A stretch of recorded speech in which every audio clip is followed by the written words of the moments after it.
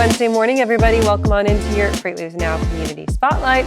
I'm Kaylee. Next, we've got Alan Adler here on the line to talk all things truck tech. Alan, thanks for joining us. Morning, Kaylee. Good to see you. Good to see you as always. We've got another good topic on the way for today, talking a company that is still managing to survive the former SPAC rat race, it seems like. Talk to us a little bit about them. Yeah, this one seems to have gotten off the ship. Basically, the company is called XOS. Once upon a time, they were known as Thor Trucks, and they had to give up that name because the people who make Thor motorhomes didn't like it, and so they had to give that up. They became XOS a number of years ago.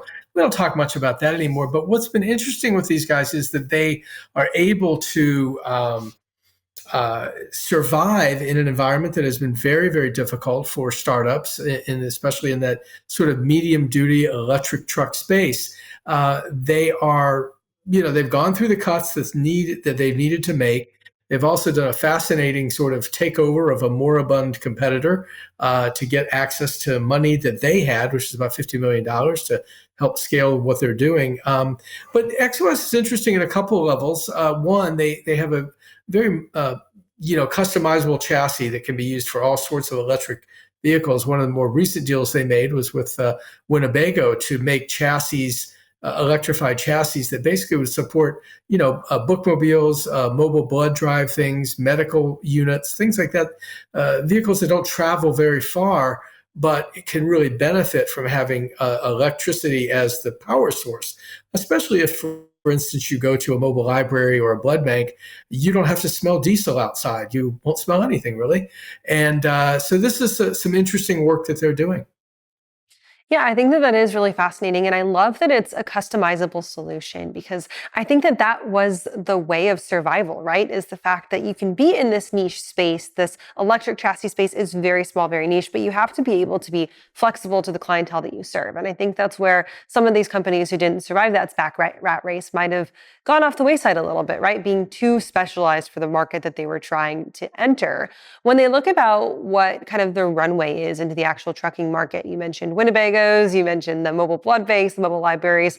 What does this look like from a trucking and freight standpoint? Where do we see their maybe runway leading? Well, it's interesting. A couple of years ago at the ACT Expo, and that's where I did this interview with Dakota Sumler, the CEO, a few weeks back.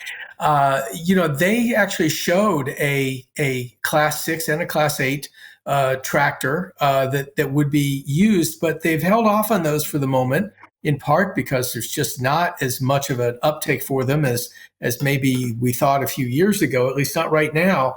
But they are continuing to push out on the step van side of things. That one of their first customers was Loomis, which makes armored cars. That's a heavy sort of chassis use sort of thing. And so they are sort of going where the customers are right now. The other thing that they're offering is mobile charging. They've got a mobile charging trailer. They're not the only one, certainly, but they've got a mobile charging trailer that is pretty impressive. They're able to sell that or lease it to customers so that, they're not stuck waiting for, electrification of a site or things like that. They can have their power, it's powered off of the grid, and then it's basically sort of a microgrid, really. And, so they're addressing that issue as well as the vehicles themselves. So for those vehicles, timeline, I always ask these questions of you, I feel like, and the questions we don't know yet, but timeline and purchase price and what this looks like from an investment standpoint. Is this something that is going to be manageable fairly quickly for some of these folks who want to get into it, or are they looking at a pretty long timeline before they can actually get involved with the tech that's coming down the line? Well, I think if I understand the question correctly, I think, XOS vehicles are qualified for most of the major incentives, sort of the California HVIP and, of course, the Inflation Reduction Act incentive tax break and things like that. So I think, from an acquisition cost, they're probably in the ballpark of being able to sell. I think what a lot of these companies that are looking for now, Kaylee, is, yes, I can sell you 2 or 5 vehicles, but will you come back and order 10 or 20 or 50? And that's kind of where we're at. That's how scaling works in this business, rather than something that, you just go out and place an order for 150 or 200 of the trucks. You do it, piece by piece. You check your reliability. Is it something that I can use?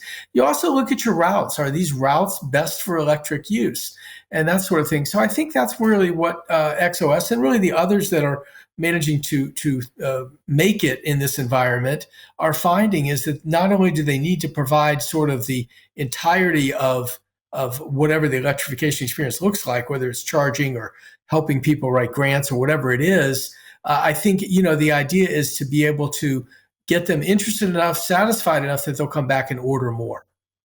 That's a really good point. I think that we don't talk about often enough is a lot of these solutions are kind of built on the idea that a customer, whether that's an enterprise fleet or a medium-sized fleet, the folks who are buying these are probably going to piecemeal some of it together, right? And is that kind of a trend that we're seeing is that folks aren't staying dedicated to like one specific solution. They may be trying out a couple trucks from XOS, a couple things from a different provider, or are they banking on the fact that it's not going to be piecemeal like that? Well, just like your enterprise fleet carriers, rarely there are exceptions like Schneider and companies like that that go with one manufacturer. In Schneider's case, it's Daimler and Freightliner. But by and large, I think a lot of fleets do spread out their purchase, in terms of what trucks they get and what models and things like that, how they're spec'd. I mean, if you have some heavy haul, you might gravitate, say, towards a PACCAR or a Mack for certain things. If it's on highway, certainly your Cascadia or your eCascadia in this case might be fine. Although again, we're still looking at relatively low range. I mean, 230 miles of range. That's great for drayage or for potentially regional haul, but it doesn't take you much farther than that. So you may remember a few weeks ago we had Chad Dittberner from Werner on, and he was talking about they've got 8,000 trucks and 10 of them are electric. Well, 10 is an interesting experiment, basically. They're happy with what's happening with them, but I wouldn't be looking for a complete turnover or changeover to electric vehicles. California is about the only place that believes that's what has to happen. Most of the companies, the fleets, and others think it's a mixture of things that will improve their emissions profile or their environmental footprint, but they're not necessarily going all in on battery electric. And that one size fits all solution is quite literally never going to be a one size fits all for everything. Alan, let's talk about the newsletter for this week. It is going to be a holiday week for us. 4th of July is tomorrow morning, but you're going to slide in a newsletter for us on Friday between the holiday and the weekend. I will do that. It's not written at this moment, but it will be. I think we're looking this week at Aurora and also Waabi, two of the players in the autonomous vehicle space, and their approach to AI, which I think is remarkably similar. And that's not a terrible surprise, given that Chris Urmson at Aurora and Raquel Urson at Waabi worked together when there was an Uber ATG, Advanced Technology Group. So they both see simulation as the way to learn the most you can about an electric vehicle rather than necessarily running it on the road. And now it's about the generative AI process and how does that really advance what you can know and do and how quickly. So we'll kind of dive into that a little bit. Waabi a few weeks ago got a lot of positive blurbs, as they're called I think they're called blurbs or squibs when you write a book and somebody says something on the back of the book. Waabi got a lot of really positive commentary from people like NVIDIA and others about their AI approach when they announced a B round of fundraising of $200 million. That's impressive in itself, especially in this environment, to be able to pull a raise like that. They're tied in very closely to Uber Freight and have some deals there. They're an investor at this stage, and a few other things. So we'll take a look at the AI without going too deep into the weeds. All right, well, we will keep an eye on that. It'll be like a little treat on that Friday after your Thursday holiday. Alan, thanks for joining us this morning, and we will see you next week. Okay, thank you.